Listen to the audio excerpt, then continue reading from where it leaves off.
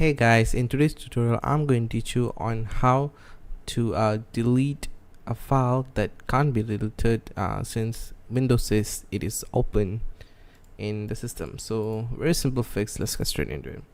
So what you're going to do is you're going to open your file explorer here. Okay, you're going to go into this PC right here.